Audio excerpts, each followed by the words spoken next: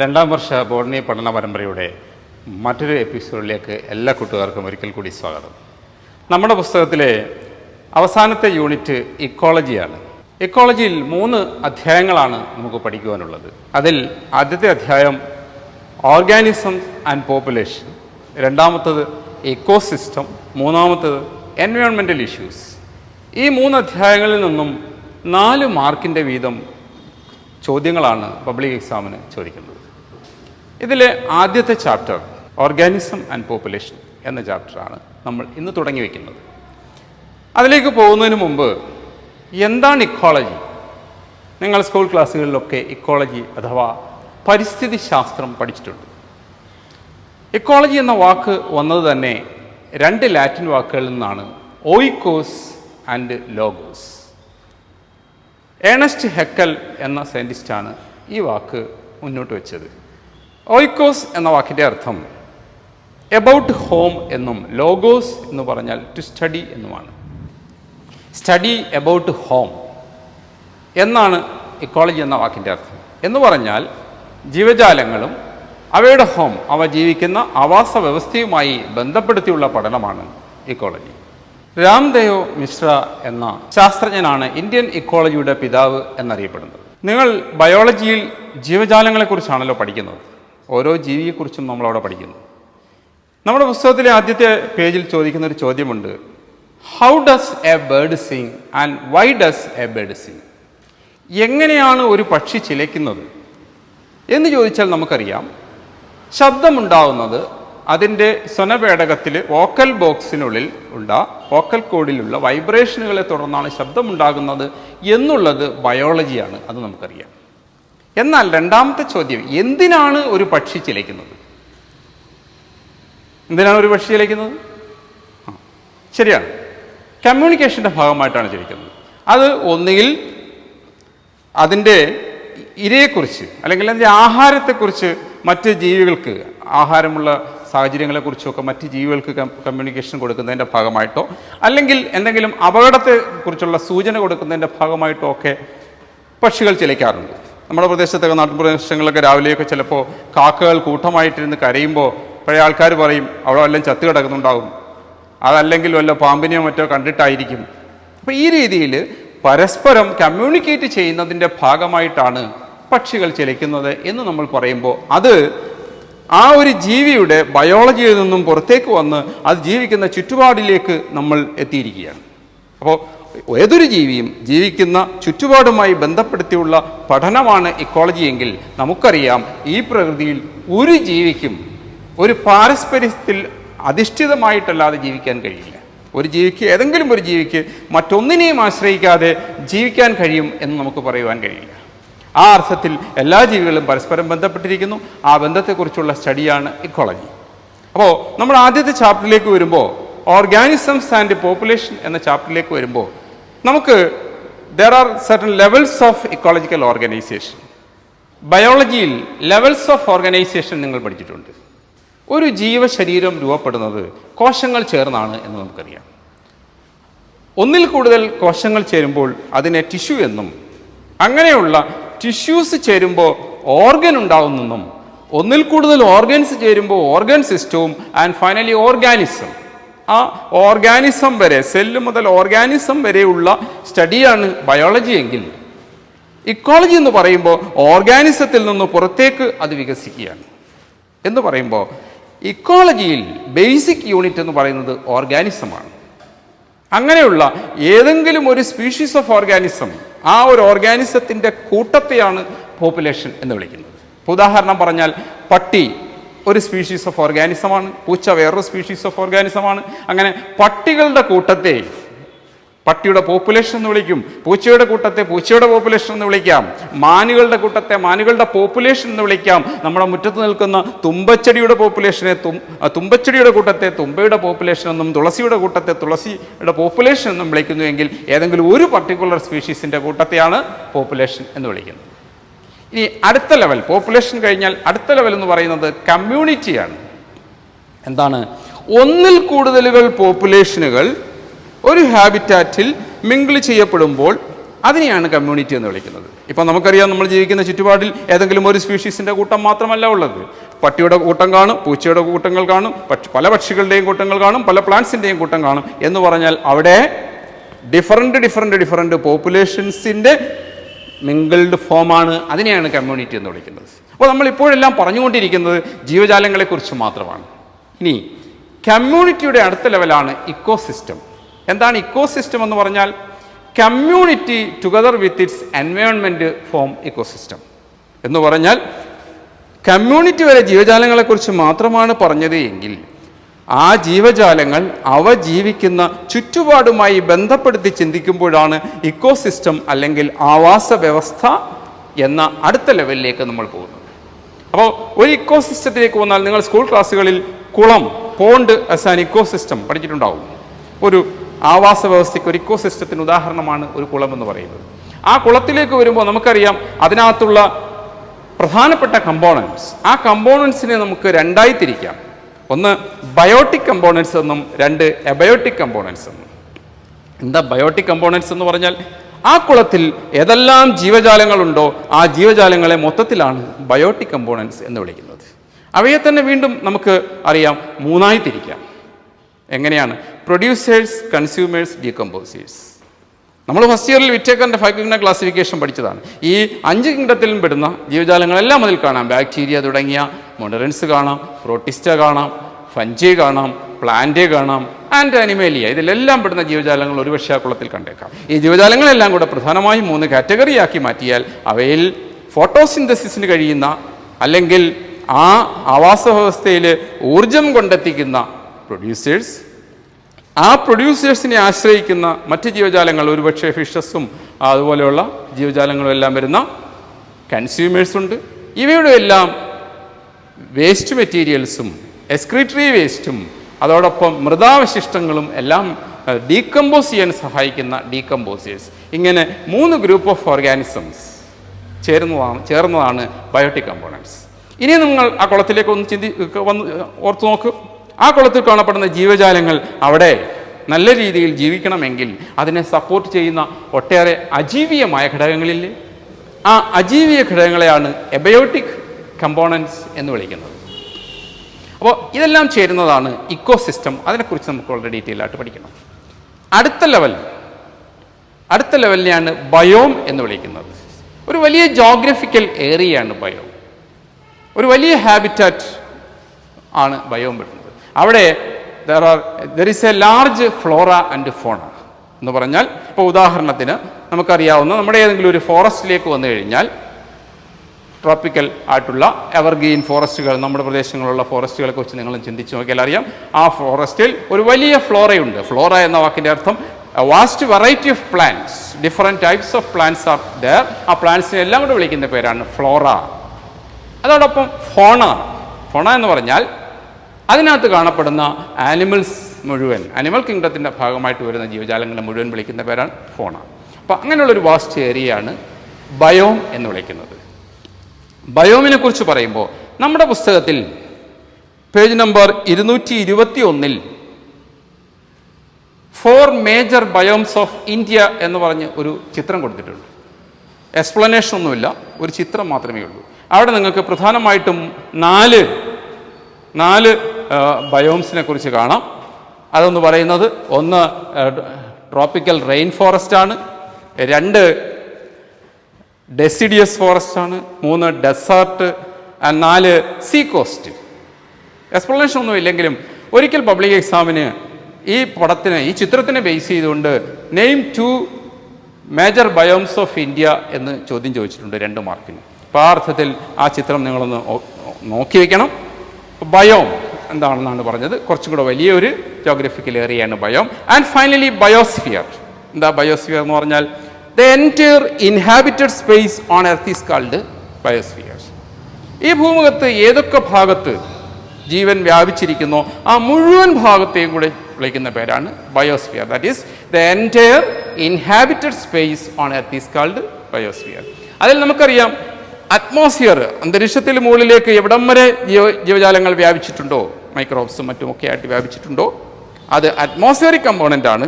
അതുപോലെ തന്നെ മണ്ണിൽ അങ്ങ് താഴേക്ക് പ്ലാന്റ്സിൻ്റെ റൂട്ടായാലും മറ്റു മൈക്രോബ്സും ഒക്കെ വഴിയായാലും മണ്ണിൽ താഴേക്ക് ഏത് തലം വരെ ജീവജാലങ്ങളുണ്ടോ അതിനെ ലിത്തോസ്ഫിയർ കമ്പോണൻ്റ് എന്ന് വിളിക്കും. അതോടൊപ്പം ജലത്തിൽ ഏത് ഡെപ്ത് വരെ ജീവജാലങ്ങൾ വ്യാപിച്ചിട്ടുണ്ടോ അതിനെ ഹൈഡ്രോസ്ഫിയർ കമ്പോണൻ്റ് എന്ന് വിളിക്കും. അപ്പോൾ ബയോസ്ഫിയർ ഇങ്ങനെ 3 കമ്പോണൻ്റ് ആക്കി മാറ്റപ്പെട്ടിരിക്കുന്നു: atmospheric component, lithospheric component and hydrospheric component. So that is the final levels of ഓർഗനൈസേഷനിലെ ഫൈനൽ ലെവൽ എന്ന് പറയുന്നത് ബയോസ്ഫിയർ ആണ്. അപ്പോൾ നമ്മൾ ഇപ്പോൾ കണ്ടത് ഇക്കോളജിക്കൽ ലെവൽസ് ഓഫ് ഓർഗനൈസേഷൻ ആണ്. അത് ഓർഗാനിസമാണ് അതിൻ്റെ ബേസിക് യൂണിറ്റ്. ഓർഗാനിസം അങ്ങനെയുള്ള ഏതെങ്കിലും ഒരു ഓർഗാനിസത്തിൻ്റെ കൂട്ടത്തെ ഞാൻ പറഞ്ഞതുപോലെ പോപ്പുലേഷൻ, ഒന്നിൽ കൂടുതൽ പോപ്പുലേഷനുകൾ ചേർന്നാൽ അത് community, community together with its environment form ecosystem, then next level biome and finally biosphere. അപ്പോൾ ഇതിൽ നമ്മുടെ ആദ്യത്തെ ചാപ്റ്ററിലേക്ക് വരുമ്പോൾ നമ്മുടെ ആദ്യത്തെ ചാപ്റ്റർ അതിലെ ഫസ്റ്റ് ലെവൽസായ ഓർഗാനിസവും ഓർഗാനിസംസിനെയും പോപ്പുലേഷനെയും കുറിച്ചാണ് ആദ്യത്തെ ചാപ്റ്റർ. സോ ഫസ്റ്റ് ചാപ്റ്റർ 4 മാർക്കിൻ്റെ പബ്ലിക് എക്സാമിന് തിയറിക്ക് മിനിമം 4 മാർക്കിൻ്റെ ക്വസ്റ്റ്യൻ ചോദിക്കുന്ന ഓർഗാനിസം ആൻഡ് പോപ്പുലേഷൻ. അതോടൊപ്പം ഈ ചാപ്റ്ററിൽ നിന്ന് 2 മാർക്കിനുള്ള ഒരു പ്രാക്ടിക്കൽ എക്സാം ക്വസ്റ്റ്യനും കൂടിയുണ്ട്. അപ്പോൾ നമുക്ക് ഫസ്റ്റ് ചാപ്റ്ററിലേക്ക് വരാം. അതിൽ ഓർഗാനിസംസിലേക്ക് വരുമ്പോൾ ഒരു എക്കോസിസ്റ്റത്തിൽ കാണപ്പെടുന്ന ഓർഗാനിസംസ് എന്ന് പറഞ്ഞാൽ പ്രൊഡ്യൂസേഴ്സും കൺസ്യൂമേഴ്സും ഡീകമ്പോസേഴ്സും പെടുന്നതാണ് ഓർഗാനിസംസ്. ഈ ഓർഗാനിസംസ് ആ എക്കോസിസ്റ്റത്തിൽ സക്സസ്ഫുള്ളായി സർവൈവ് ചെയ്യുകയും റീപ്രൊഡ്യൂസ് ചെയ്യുകയും ചെയ്യണമെങ്കിൽ ആ ജീവജാലങ്ങൾ ആ ഓർഗാനിസംസ് അത് ജീവിക്കുന്ന ഹാബിറ്റാറ്റുമായി പൊരുത്തപ്പെട്ടു പോകണം. എന്ന് പറയുമ്പോൾ ആ ഇക്കോസിസ്റ്റത്തിൽ ഈ ഓർഗാനിസംസിനെ സ്വാധീനിക്കുന്ന പ്രധാനപ്പെട്ട ജീവനില്ലാത്ത അല്ലെങ്കിൽ എബയോട്ടിക് ഫാക്ടേഴ്സ് എന്തൊക്കെയാണ്?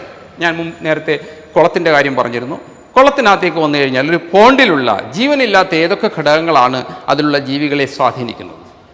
നിങ്ങൾക്കറിയാം, പ്രധാനമായിട്ടും ആ ഇക്കോസിസ്റ്റം തന്നെ വാട്ടറാണ്. പോണ്ടെന്ന് പറഞ്ഞ ഇക്കോസിസ്റ്റം ഇതിൽ ഹാബിറ്റാറ്റ് ഒരുക്കുന്നത് വാട്ടറാണ്. അപ്പോൾ വാട്ടറിന് അവിടെ ഒരു മേജർ റോളുണ്ട്. അതോടൊപ്പം ആ ജലാശയത്തിലേക്ക് കടന്നു വരുന്ന സൂര്യപ്രകാശം, സൺലൈറ്റ്, കാരണം ആ ജലാശയത്തിലുള്ള പ്രൊഡ്യൂസേഴ്സിന് ഫോട്ടോസിന്തസിസ് നടത്തണമെങ്കിൽ ലൈറ്റ് ഒരു പ്രധാനപ്പെട്ട ഘടകമാണ്. ആ ജലാശയത്തിലെ ജീവജാലങ്ങളുടെ ഡിസ്ട്രിബ്യൂഷനെ ബാധിച്ചിരിക്കുന്ന രീതിയിൽ ടെമ്പറേച്ചറിന് അതിൻ്റേതായ ഒരു റോളുണ്ട്. പിന്നീട് ആ ജലാശയത്തിൻ്റെ അടിയിൽ സോയിൽ, കാരണം ഒട്ടേറെ പ്ലാന്റ്സ് ഒക്കെ റൂട്ടഡ് ആയിരിക്കുന്നത് സോയിലാണ്. ജലാശയത്തിൻ്റെ സോയിലിന് വളരെ പ്രധാനപ്പെട്ട മറ്റൊരു റോളുണ്ട്. ആ ജലാശയത്തിൽ കാണപ്പെടുന്ന മിനറൽസ്, അതുപോലെ തന്നെ അതിൻ്റെ സലൈനിറ്റി, ഇങ്ങനെയുള്ള ഒട്ടേറെ എബയോട്ടിക് കമ്പോണൻസ് ഒരു ഇക്കോസിസ്റ്റത്തിലെ ജീവജാലങ്ങളെ സ്വാധീനിക്കുന്നുണ്ട് എന്ന് നമുക്കറിയാം. ഇനി ഇക്കോസിസ്റ്റമുകളിലേക്ക് വരുമ്പോൾ നമുക്കറിയാം, ഈ ഭൂമിയുടെ വ്യത്യസ്തമായ ഭാഗങ്ങളിലേക്ക് പോയാൽ ദ സ്കോർച്ചിങ് രാജസ്ഥാൻ ഡെസേർട്ട്, ചുട്ടുപൊള്ളുന്ന രാജസ്ഥാൻ മരുഭൂമികളിൽ ജീവനുണ്ട്. പെർമാഫോസ്റ്റ് പോളാർ റീജിയൻ, സ്ഥിരമായി ഐസ് ഉറഞ്ഞു കിടക്കുന്ന പോളാർ റീജിയൻസിൽ ജീവനുണ്ട്. പെർപ്പച്വലി റെയിൻസോക്ഡ് മേഘാലയ, സ്ഥിരമായി വർഷം മുഴുവൻ മഴ പെയ്തുകൊണ്ടിരിക്കുന്ന, ലോകത്തിലെ ഏറ്റവും കൂടുതൽ മഴയുള്ള പ്രദേശമായ ചിറാപുഞ്ചിയും മൗസിൻഡ്രവും ഒക്കെ വരുന്ന മേഘാലയയിൽ ജീവനുണ്ട്. ഡീപ്പ് ഓഷൻ ട്രെഞ്ചേഴ്സ്, മറീന ട്രെഞ്ച് പോലെ സമുദ്രാന്തർഭാഗങ്ങളിൽ, അഗാധമായ ഗർത്തങ്ങൾ പോലെ രൂപപ്പെട്ടിരിക്കുന്ന സമുദ്രാന്തർഭാഗങ്ങളിൽ ജീവനുണ്ട്. ഹൈ മൗണ്ടൻ ടോപ്സ്, അങ്ങ് എവറസ്റ്റ് പോലെ ഉന്നതമായ കൊടുമുടികളുടെ മണ്ടയിലും ജീവനുണ്ട്. ടൊറൻഷ്യൽ സ്ട്രീംസ്, കുത്തൊഴുക്കുള്ള അരുവികളിൽ ജീവനുണ്ട്. അതോടൊപ്പം സ്റ്റിങ്ങിങ് കമ്പോസ്റ്റ് പിറ്റ്സ്, ചീഞ്ഞു നാറുന്ന വളക്കുഴികളിലും കമ്പോസ്റ്റ് പിറ്റുകളിലും ജീവനുണ്ട്. ഞാനിപ്പോൾ ഈ പറഞ്ഞ ഉദാഹരണങ്ങളെല്ലാം നിങ്ങൾക്കറിയാം വ്യത്യസ്തമായ കുറേ സാഹചര്യങ്ങളാണ്. ഈ എല്ലാ സാഹചര്യങ്ങളിലും ജീവനുണ്ടെങ്കിലും ഇവിടെയെല്ലാം കാണപ്പെടുന്ന ജീവികൾ ഒന്നല്ല എന്ന് നമുക്കറിയാം. അതിൻ്റെ അർത്ഥം, ഇപ്പോൾ ഹിമാചൽ പ്രദേശിൽ അല്ലെങ്കിൽ ഹിമാലയത്തിൻ്റെ താഴ്വരകളിൽ വളരെ തണുപ്പുള്ള പ്രദേശത്ത് ജീവിക്കുന്ന ചെമ്മരിയാടിനെ നമുക്ക് കേരളത്തിൽ കൊണ്ടുവന്ന് വളർത്താൻ കഴിയില്ല. അല്ലെങ്കിൽ ഇവിടെ നമ്മൾ വളർത്തുന്ന പറങ്കുമാവിനെ കൊണ്ടുപോയി പുസ്തകം പറയുന്നത് പോലെ കാനഡയിൽ വളർത്താൻ കഴിയില്ല. എന്തുകൊണ്ട്? ഓരോ ജീവിയും അത് ജീവിക്കുന്ന ചുറ്റുപാടുകളോട് പൊരുത്തപ്പെടുന്ന രീതിയിൽ അതിനകത്ത് ആ ജീവിയിൽ കുറേ അഡാപ്റ്റേഷൻസ്, കുറേ ഫീച്ചേഴ്സ് ഡെവലപ്പ് ചെയ്തിട്ടുണ്ട്. ഈ ഫീച്ചേഴ്സിനനുസരിച്ചാണ് ജീവജാലങ്ങൾ അതിൻ്റെ ഹാബിറ്റാറ്റുമായി പൊരുത്തപ്പെടുന്നത്. അപ്പോൾ അതിൻ്റെ ഭാഗമായി ആദ്യമായി നമുക്ക് പഠിക്കേണ്ടുന്നത് ഈ ഒരു ഇക്കോസിസ്റ്റത്തിലെ ബയോട്ടിക് കമ്പോണൻസിനെ സ്വാധീനിക്കുന്ന എബയോട്ടിക് കമ്പോണൻസ്. അത് ഏതൊക്കെയാണ്? അവയെക്കുറിച്ച് അല്പം കാര്യങ്ങൾ നമുക്ക് ആദ്യമായി പഠിക്കാം. നമ്മുടെ പുസ്തകത്തിൽ പ്രധാനമായും 4 എബയോട്ടിക് കമ്പോണൻസിനെ കുറിച്ചാണ് പറയുന്നത്. അതിൽ ഒന്നാമത്തത് ടെമ്പറേച്ചർ. 4 പോയിന്റ്സ് എന്ന് പറയുന്നത് ടെമ്പറേച്ചർ, വാട്ടർ, ലൈറ്റ്, സോയിൽ. അതിൽ ആദ്യത്തേത് ടെമ്പറേച്ചർ. എങ്ങനെയാണ് ടെമ്പറേച്ചർ ജീവജാലങ്ങളെ സ്വാധീനിക്കുന്നത്? നമുക്കറിയാം, നമ്മുടെ ശരീരോഷ്മാവ് എന്ന് പറയുന്നത്, നിങ്ങളോട് ചോദിച്ചാൽ നിങ്ങൾ പറയും 37 ഡിഗ്രി സെൽഷ്യസ് ആണ് എന്ന്. എല്ലാ ജീവജാലങ്ങൾക്കും നമ്മുടെ ഈ ശരീരോഷ്മാവ് 37 ഡിഗ്രി സെൽഷ്യസ് ആണ് എന്ന് പറയുമ്പോൾ എപ്പോഴും നമ്മുടെ ശരീരോഷ്മാവ് 37 ഡിഗ്രി സെൽഷ്യസ് തന്നെയാണോ? അല്ലെങ്കിൽ എല്ലാ ജീവജാലങ്ങൾക്കും ഇതുപോലെ വ്യക്തമായ ഒരു ശരീരോഷ്മാവുണ്ടോ? ശരീരോഷ്മാവിലുണ്ടാവുന്ന വ്യതിയാനങ്ങൾ ഒരു ജീവിയെ എങ്ങനെ സ്വാധീനിക്കുന്നു? അപ്പോൾ ടെമ്പറേച്ചർ എങ്ങനെയാണ് ഒരു ജീവിയെ സ്വാധീനിക്കുന്നത് എന്ന് ചോദിച്ചാൽ പ്രധാനമായും എൻസൈം കൈനറ്റിക്സിനെയാണ് ടെമ്പറേച്ചർ സ്വാധീനിക്കുന്നത്. എന്താ എൻസൈം കൈനറ്റിക്സ് എന്ന് പറഞ്ഞാൽ? നിങ്ങൾ കെമിസ്ട്രിയിൽ പഠിച്ചിട്ടുണ്ട്. നമ്മുടെ ശരീരത്തിൽ നടക്കുന്ന ജൈവരാസപ്രവർത്തനങ്ങളെല്ലാം നിയന്ത്രിക്കുന്ന കാറ്റലിസ്റ്റുകൾ അല്ലെങ്കിൽ ഉൽപ്രേരകങ്ങൾ, ജൈവരാസ അല്ലെങ്കിൽ ജൈവരാസാഗ്നികളാണ് എൻസൈംസ്. എൻസൈംസ് എല്ലാം പ്രോട്ടീൻസ് ആയതുകൊണ്ട് തന്നെ അവ വളരെ സ്പെസിഫിക്കാണ്, ടെമ്പറേച്ചർ സ്പെസിഫിക്കാണ്. ഒരു 15 ഡിഗ്രി സെൽഷ്യസിന് താഴേക്കോ അല്ലെങ്കിൽ ഒരു 45 ഡിഗ്രി സെൽഷ്യസിന് മുകളിലേക്കോ ടെമ്പറേച്ചർ പോയാൽ എൻസൈംസ് നശിച്ചു പോവുകയും അവ പ്രവർത്തിക്കാതാവുകയും ചെയ്യും. ആ അർത്ഥത്തിൽ ജീവജാലങ്ങളുടെ എൻസൈം കൈനറ്റിക്സിനെ സ്വാധീനിച്ചുകൊണ്ട് ടെമ്പറേച്ചർ ജീവജാലങ്ങളുടെ മെറ്റാബോളിസത്തെ സ്വാധീനിക്കുന്നു എന്നുള്ളതാണ് ഒരു പ്രധാനപ്പെട്ട പോയിന്റ്, ടെമ്പറേച്ചർ. ഇനി ഈ ടെമ്പറേച്ചറിനോട് എല്ലാ ജീവികളും ഒരുപോലെയാണോ റെസ്പോണ്ട് ചെയ്യുന്നത്?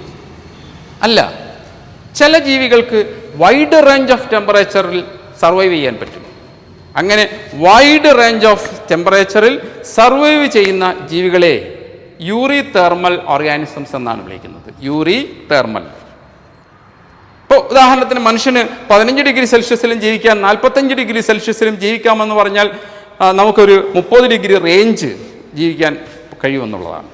എന്നാൽ മറ്റു ചില ജീവികൾക്ക്, പല പ്ലാന്റ്സിനും പല മൈക്രോബ്സ് ആയിട്ടുള്ള ഓർഗാനിസംസിനും ഒക്കെ വളരെ നാരോ റേഞ്ച് ഓഫ് ടെമ്പറേച്ചറിൽ, സേ ഫോർ എക്സാമ്പിൾ വെള്ളത്തിൽ കിടക്കുന്ന ഒരു മൈക്രോബിന് ഒരു 20 മുതൽ 24 ഡിഗ്രി സെൽഷ്യസ് റേഞ്ചിലേ ജീവിക്കാൻ പറ്റുന്നുള്ളൂ എന്ന് പറഞ്ഞാൽ അർത്ഥം അവ വളരെ നാരോ റേഞ്ച് ഓഫ് ടെമ്പറേച്ചറിൽ മാത്രമേ ജീവിക്കുന്നുള്ളൂ എന്നുള്ളതാണ്. അതിനെയാണ് സ്റ്റെനോതെർമൽ ഓർഗാനിസംസ് എന്ന് വിളിക്കുന്നത്. അപ്പം ഇങ്ങനെ ടെമ്പറേച്ചറിനോടുള്ള റെസ്പോൺസ് അനുസരിച്ചുകൊണ്ട് ഓർഗാനിസംസിനെ പ്രധാനമായും 2 ഗ്രൂപ്പാക്കി മാറ്റിയിട്ടുണ്ട്: eurythermal organisms and stenothermal organisms. ഇത് വേണമെങ്കിൽ പരീക്ഷയ്ക്ക് 2 മാർക്കിനുള്ള ഡിഫറൻസ് ക്വസ്റ്റ്യൻ ആയി ചോദിക്കാം. What is the difference between eurythermal and stenothermal organism? ഈ യൂറി തെർമൽ ഓർഗാനിസത്തിൻ്റെ മറ്റൊരു പ്രത്യേകത, അവയ്ക്ക് വൈഡ് റേഞ്ച് ഓഫ് ഹാബിറ്റാറ്റുകളിൽ ജീവിക്കാൻ പറ്റും. എന്നാൽ സ്റ്റെനോതെർമൽ ഓർഗാനിസത്തിൻ്റെ ഡിസ്ട്രിബ്യൂഷൻ അല്ലെങ്കിൽ അവയുടെ വിന്യാസം, ഭൂതലത്തിലുള്ള വിന്യാസം കുറച്ചുകൂടി പരിമിതപ്പെട്ടിട്ടുണ്ട് എന്നുള്ളതും മറ്റൊരു ഡിഫറൻസാണ്. അപ്പോൾ ഇതൊരു 2 മാർക്ക് ക്വസ്റ്റ്യൻ ആണ്. ഇതാണ് temperature സംബന്ധിച്ചുള്ളത്.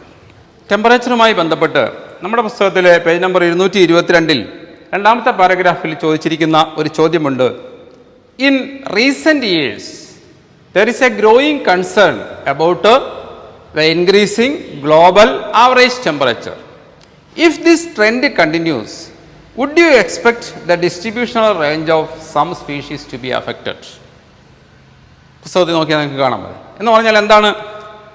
Last chapter, ഇക്കോളജിയുടെ last chapter നമ്മൾ എൻവയോൺമെൻറ്റൽ ഇഷ്യൂ അല്ലെങ്കിൽ പൊല്യൂഷനുമായി ബന്ധപ്പെട്ടൊരു ചാപ്റ്റർ പഠിക്കുമ്പോൾ അവിടെ ഗ്ലോബൽ വാർമിങ്ങിനെ കുറിച്ച് പഠിക്കും. ഇവിടുത്തെ ചോദ്യം എന്താ? In recent years there is a growing concern about the increasing global temperature. Nowadays നമുക്കറിയാം, ഗ്ലോബൽ വാർമിംഗ് എന്ന് പറഞ്ഞാൽ ഭൗമോപരിതലത്തിലെ ടെമ്പറേച്ചർ ഉയർന്നുകൊണ്ടിരിക്കുകയാണ്. ഇങ്ങനെ ടെമ്പറേച്ചർ ഗ്രാജുവലായി ഉയർന്നാൽ അതുണ്ടാക്കുന്ന കോൺസിക്വൻസസ് എന്തൊക്കെയാണ് എന്നൊരു ചോദ്യം ചോദിച്ചാൽ പെട്ടെന്ന് നിങ്ങൾ പറയുന്നത് പോളാർ റീജിയൻസിലെ ഐസൊക്കെ ഉരുകും, ഈ ഐസ് എല്ലാം ജലാശയങ്ങളിലേക്ക് എത്തും, വെള്ളമായി ജലാശയങ്ങളിലേക്ക് എത്തും, സമുദ്രത്തിലേക്ക് എത്തും, സമുദ്രത്തിൻ്റെ ജലനിരപ്പ് ഉയരും, കോസ്റ്റൽ ഏരിയാസൊക്കെ വെള്ളത്തിൽ മുങ്ങിപ്പോകും എന്നൊക്കെ നമ്മൾ പറയും. എന്നാൽ അതോടൊപ്പം ഇപ്പോൾ ഈ ചോദിച്ചിരിക്കുന്ന അർത്ഥം എന്താണ്? If this trend continues would you expect the distributional range of some species to be affected എന്ന് പറഞ്ഞാൽ, ഇത് നിങ്ങൾ ജോഗ്രഫിയിൽ പഠിച്ചിട്ടുള്ള ഡിഫറൻറ്റ് ക്ലൈമാറ്റിക് സോൺസ് ആണ്. ഭൗമോപരിതലത്തിലെ ക്ലൈമാറ്റിക് സോൺസ് ആണ്. നമുക്കറിയാം ഭൂമധ്യരേഖയ്ക്ക് ഇരുവശവുമായി ഉഷ്ണമേഖലാ പ്രദേശമാണ് ട്രോപ്പിക്കൽ റീജിയൻസ്. അതിനുശേഷം tropical region, sub tropical region ഉണ്ട്. അതിനുശേഷം ടെമ്പറേറ്റ് റീജിയൻ എന്ന് പറയുമ്പോൾ ഏതാണ്ട് ഈ ഭൂമധ്യരേഖ ഇരുവശവുമായി ഏതാണ്ട് ഒരു 66 ഡിഗ്രിയിലാണ് ടെമ്പറേറ്റ് റീജിയൻ വരുന്നത്. അതുപോലെ തന്നെ അങ്ങ് ഇരു ധ്രുവങ്ങളിലും അല്ലെങ്കിൽ പോളാർ റീജിയൻസ്, വളരെ തണുത്തുറഞ്ഞു കിടക്കുന്ന പോളാർ റീജിയൻസ് ഉണ്ടെന്ന് നമുക്കറിയാം. എന്താ ചോദ്യത്തിൻ്റെ അർത്ഥം? ഈ ഗ്ലോബൽ വാർമിംഗ് കൊണ്ട് ടെമ്പറേച്ചർ കൂടിയാൽ ഈ ഭൗമോപരിതലത്തിലെ വ്യത്യസ്തമായ ഭാഗങ്ങളിൽ വിതരണം ചെയ്യപ്പെട്ടിരിക്കുന്ന അല്ലെങ്കിൽ ജീവിക്കുന്ന ജീവജാലങ്ങളുടെ വിതരണക്രമത്തിൽ, വിന്യാസത്തിൽ എന്തെങ്കിലും മാറ്റമുണ്ടാകുമോ എന്നാ ചോദ്യത്തിൻ്റെ അർത്ഥം. അതെന്താണെന്ന് മനസ്സിലാക്കണമെങ്കിൽ നിങ്ങൾ ഇങ്ങോട്ടൊന്ന് ശ്രദ്ധിക്കുക. സപ്പോസ് ഭൂമധ്യരേഖയിലെ ട്രോപ്പിക്കൽ റീജിയൻസ്, അവിടെ ഏറ്റവും ചൂട് കൂടുതലുള്ള ഒരു 54 ഡിഗ്രി സെൽഷ്യസ് ഒക്കെ ഉള്ള ചില മരുഭൂമിയിലെ ചില പ്രദേശങ്ങളൊക്കെ ഉണ്ട്. ഒരു ആവറേജ് ടെമ്പറേച്ചർ ട്രോപ്പിക്കൽ റീജിയനിൽ എന്ന് പറയുന്നത് ഒരു 15 ഡിഗ്രി സെൽഷ്യസ് വരെയാണെങ്കിൽ, ഇപ്പോൾ സപ്പോസ് ഈ ഭൂമിയുടെ സർഫസിൽ ഈ ഒരു ട്രോപ്പിക്കൽ റീജിയനിലെ ടെമ്പറേച്ചർ 15 ഡിഗ്രി സെൽഷ്യസ് ആണ്. അതുകൊണ്ട് 15 ഡിഗ്രി സെൽഷ്യസിൽ ജീവിക്കാൻ പറ്റുന്ന പ്ലാന്റോ ആനിമൽസോ ഇവിടെ കണ്ടെന്നിരിക്കുക. അല്ലെങ്കിൽ ഈ ഒരു ടെമ്പറേച്ചർ റീജിയൻ ഇവിടുത്തെ ടെമ്പറേച്ചർ 5 ഡിഗ്രി സെൽഷ്യസ് ആണ് എന്നിരിക്കട്ടെ. ആ 5 ഡിഗ്രി സെൽഷ്യസിൽ പൊരുത്തപ്പെടാൻ പറ്റുന്ന ആനിമൽസോ പ്ലാന്റ്സോ ഇവിടെ കണ്ടേക്കാം. ചോദ്യം എന്താണ്? ഗ്ലോബൽ വാർമിംഗ് സംഭവിച്ചാൽ ജീവികളുടെ ഈ വിന്യാസക്രമത്തെ എങ്ങനെ ബാധിക്കുമെന്നാണ്. അപ്പം എന്ത് സംഭവിക്കും ഗ്ലോബൽ വാർമിംഗ് സംഭവിച്ചാൽ? ഇവിടെ 15 ഡിഗ്രി ആണ് എങ്കിൽ ഗ്രാജുവലി ഇവിടുത്തെ ടെമ്പറേച്ചർ ഇൻക്രീസ് ചെയ്താൽ ഇന്ന് 15 ഡിഗ്രി ആയിരിക്കുന്ന ഈ ഭാഗത്ത് നാളെ ഒരുപക്ഷെ അത് ഇൻക്രീസ് ചെയ്ത് ഒരു 18 ഡിഗ്രി സെൽഷ്യസ് ആയാൽ എന്ത് സംഭവിക്കും? ഇവിടെ ജീവിക്കുന്ന ജീവി അത് വളരെ ടെമ്പറേച്ചർ സ്പെസിഫിക് ആണ് എങ്കിൽ അവിടെ നിൽക്കുന്ന ആനിമൽസ്, അവിടെ കഴിയുന്ന ആനിമൽസ് എന്ത് ചെയ്യും? ഇപ്പോൾ ഇവിടെ 18 ഡിഗ്രി ആയി മാറിയെങ്കിൽ ഇവിടെ മുമ്പ് 15 ഡിഗ്രി ആയിരുന്ന 15 ഡിഗ്രി ഇങ്ങോട്ട് ഷിഫ്റ്റ് ചെയ്യും, ഇവിടെ ആവും 15 ഡിഗ്രി. അതേപോലെ നേരത്തെ ഇവിടെ 5 ഡിഗ്രി സെൽഷ്യസ് ആണ് എങ്കിൽ ഒരു 3 ഡിഗ്രി സെൽഷ്യസ് കൂടുമ്പോൾ ഈ 5 നിൽക്കുന്നിടത്ത് 8 ഡിഗ്രി ആവുമ്പോൾ മുമ്പ് ടെമ്പറേച്ചർ കുറഞ്ഞ ഈ ഒരു പോയിന്റിലേക്ക് 5 ഡിഗ്രി ഷിഫ്റ്റ് ചെയ്യും. ഇതിനെയാണ് ക്ലൈമാറ്റിക് ഷിഫ്റ്റ് എന്ന് വിളിക്കുന്നത്. അപ്പോൾ ഈ ക്ലൈമാറ്റിക് ഷിഫ്റ്റിനനുസരിച്ച് ഇവിടെ ജീവിച്ചിരുന്ന ജീവി, ആ ജീവിക്ക് പുതിയ ടെമ്പറേച്ചർ അല്ലെങ്കിൽ ഇൻക്രീസ്ഡ് ടെമ്പറേച്ചറായ 18 ഡിഗ്രിയിൽ സർവൈവ് ചെയ്യാൻ പറ്റാത്ത സാഹചര്യം വന്നാൽ ഒരു ആനിമലിനെ സംബന്ധിച്ചിടത്തോളം അത് ടെമ്പറേച്ചർ കുറഞ്ഞ ഭാഗത്തേക്ക് വേണ്ടി വന്നാൽ മൈഗ്രേറ്റ് ചെയ്യാം. എന്നാൽ പലപ്പോഴും നാച്ചുറലായി ജീവിക്കുന്ന പ്ലാന്റ്സിന് എന്ത് കഴിയാതെ വരും? ഈ മൈഗ്രേഷൻ സാധിക്കാതെ വന്നാൽ ആ പ്ലാന്റ്സ് ഒരുപക്ഷെ ഭൂമുഖത്ത് നിന്ന് തന്നെ എക്സ്റ്റിങ്ക്റ്റ് ആയി പോകാം. അപ്പോൾ ഈ ഗ്ലോബൽ വാർമിങ്ങിനെ തുടർന്നുണ്ടാകുന്ന ഈ ഫിനോമിനെ ക്ലൈമാറ്റിക് ഷിഫ്റ്റ് എന്ന് വിളിക്കാവുന്ന ഈ ഫിനോമിനൻ്റെ കോൺസിക്വൻസസ് എന്താണെന്ന് ചോദിച്ചാൽ, those organisms which can cope with this climatic change may survive and others may be wiped out from this ecosystem. ഇതാണ് ഇതിൻ്റെ ഒരു കോൺസിക്വൻസ്. നമ്മൾ കാണാത്തൊരു വലിയ കോൺസിക്വൻസ് ആണ്. എന്താണെന്ന് ചോദിച്ചാൽ, ഈ ഒരു ട്രെൻഡ് തുടർന്നാൽ ഭൂമുഖത്ത് നിന്ന് ഒട്ടേറെ പ്ലാന്റ് സ്പീഷീസൊക്കെ വേണ്ടി വന്നാൽ എക്സ്റ്റിങ്ക്റ്റ് ആയി പോകാം. അത് പല ഇക്കോസിസ്റ്റത്തിലെയും ഫുഡ് ചെയിനെയൊക്കെ തകർക്കാം. ടോട്ടലി ഇക്കോസിസ്റ്റത്തിനെ തന്നെ തകർക്കാൻ കഴിയുന്ന ഒരു പ്രതിഭാസമാണ് ഇത് എന്നാണ് പറഞ്ഞതിൻ്റെ അർത്ഥം. അപ്പോൾ നമ്മളിപ്പോൾ പഠിച്ചുകൊണ്ടിരിക്കുന്നത് ടെമ്പറേച്ചർ എന്ന ബയോട്ടിക് ഫാക്ടറിനെ കുറിച്ചാണ്. 2 കാര്യങ്ങൾ മാത്രമാണ് ഞാൻ അവിടെ പറഞ്ഞത്. ഒന്ന്, എങ്ങനെയാണ് ടെമ്പറേച്ചർ ഓർഗാനിസംസിനെ അഫക്റ്റ് ചെയ്യുന്നത്, mainly by affecting the enzyme kinetics, and what is the difference between eurythermal and stenothermal organisms. രണ്ടാമത്തെ ഫാക്ടർ വാട്ടറാണ്. നമുക്കറിയാം, നേരത്തെ പറഞ്ഞതുപോലെ ഒട്ടേറെ ജീവജാലങ്ങൾക്ക്, ജലാശയങ്ങളിൽ ജീവിക്കുന്ന ജീവജാലങ്ങളുടെ ആവാസം ഒരുക്കുന്നത് വാട്ടറാണ്. അതുകൂടാതെ മനുഷ്യനുൾപ്പെടെയുള്ള എല്ലാ ജീവജാലങ്ങളുടെയും കോശങ്ങളിലുള്ള സൈറ്റോപ്ലാസം വാട്ടറാണെന്ന് നമുക്കറിയാം. ആ സൈറ്റോപ്ലാസത്തിൽ വെച്ചാണ് ജീവൽ പ്രവർത്തനങ്ങളെല്ലാം നടക്കുന്നത്. അതുകൊണ്ട് തന്നെ നമ്മുടെ സൈറ്റോപ്ലാസത്തിലെ വാട്ടറിൻ്റെ pHഉം സലൈനിറ്റി തുടങ്ങിയ കാര്യങ്ങളെല്ലാം, അതിൻ്റെ ഓസ്മോട്ടിക് ബാലൻസ്, ഇതെല്ലാം നമ്മുടെ ജൈവരാസപ്രവർത്തനങ്ങളെ സ്വാധീനിക്കുന്നതാണ്. ആ അർത്ഥത്തിൽ ജലം വളരെ ഇമ്പോർട്ടൻ്റ് ആണ്. ഇനി ജീവജാലങ്ങളിലേക്ക് വരുമ്പോൾ, ജലത്തിലെ സലൈനിറ്റിയോട് ജീവജാലങ്ങൾ എങ്ങനെയാണ് റെസ്പോണ്ട് ചെയ്യുന്നത്? ചില ജീവജാലങ്ങൾ സലൈൻ വാട്ടറിൽ മാത്രമേ വളരൂ, ചിലത് നമുക്കറിയാം ഫ്രഷ് വാട്ടറിൽ വളരും. എന്നാൽ കരിമീനെ പോലുള്ള ജീവികൾ നമുക്കറിയാം സലൈൻ വാട്ടറിലും അതിന് ജീവിക്കാൻ പറ്റുന്നുണ്ട്, ഫ്രഷ് വാട്ടറിലും ജീവിക്കാൻ പറ്റുന്നുണ്ട്. അപ്പോൾ നേരത്തെ നമ്മൾ യൂറി തെർമൽ, സ്റ്റെനോ തെർമൽ പറഞ്ഞതുപോലെ രണ്ട് വാക്കാണ് Yuri ഹാലൈൻ and steno ഹാലൈൻ. What is that?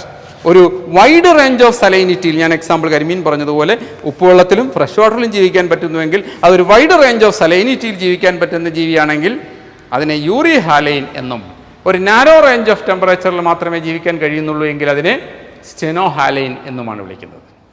അപ്പോൾ ഇതാണ് ഇവിടുത്തെ ഒരു പ്രധാനപ്പെട്ട question, differentiate between Yuri ഹാലൈൻ and steno ഹാലൈൻ. അടുത്ത എബയോട്ടിക് ഫാക്ടർ ലൈറ്റാണ്. ലൈറ്റ് എങ്ങനെയാണ് ഓർഗാനിസംസിനെ ബാധിക്കുന്നത്?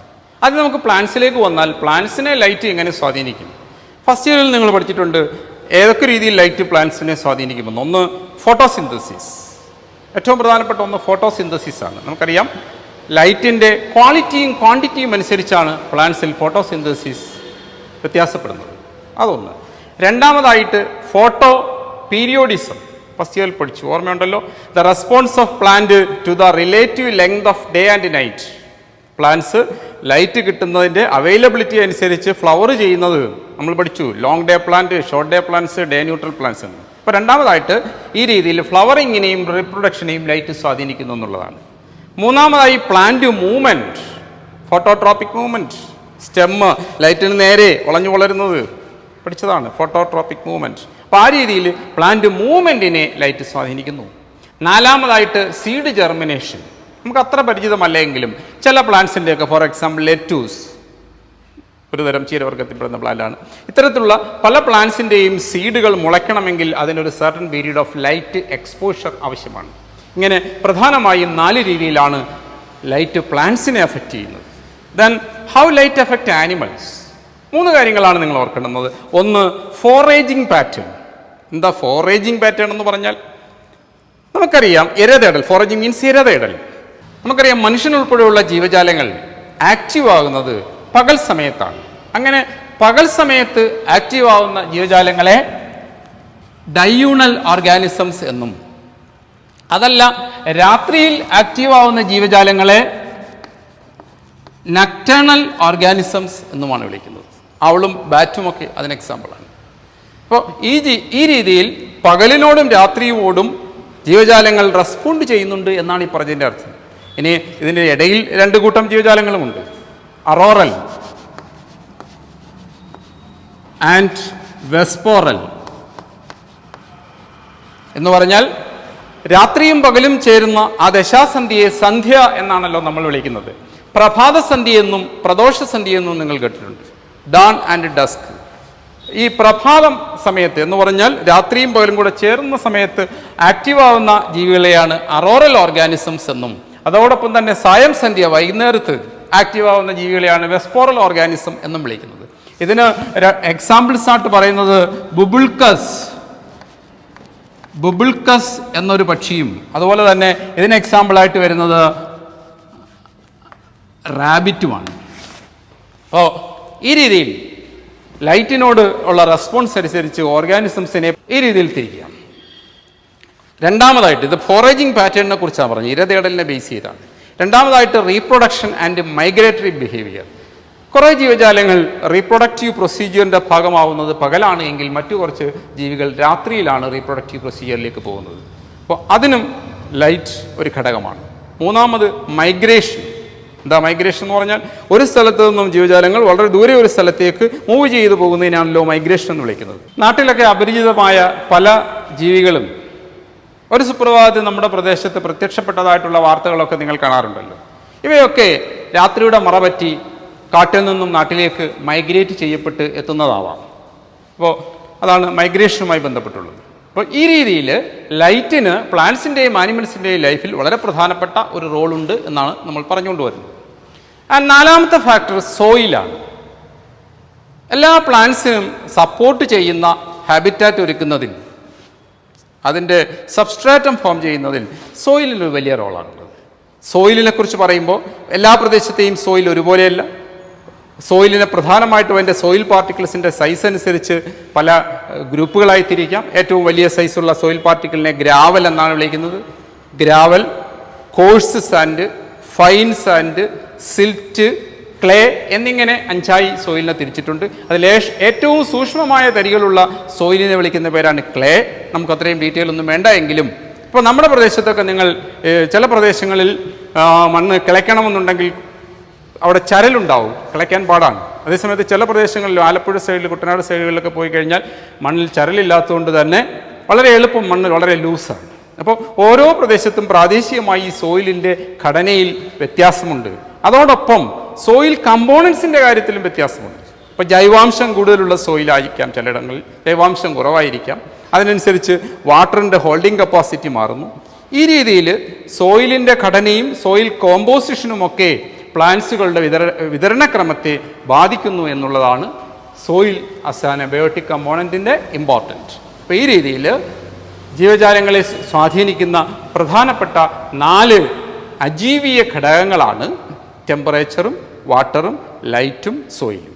ഒരു ഇക്കോസിസ്റ്റത്തിലെ ജീവജാലങ്ങളെ സ്വാധീനിക്കുന്ന അല്ലെങ്കിൽ ബയോട്ടിക് കമ്പോണൻസിനെ സ്വാധീനിക്കുന്ന പ്രധാനപ്പെട്ട എബയോട്ടിക് കമ്പോണൻസിനെ കുറിച്ചാണ് നമ്മൾ അവസാനം പറഞ്ഞു നിർത്തിയത്.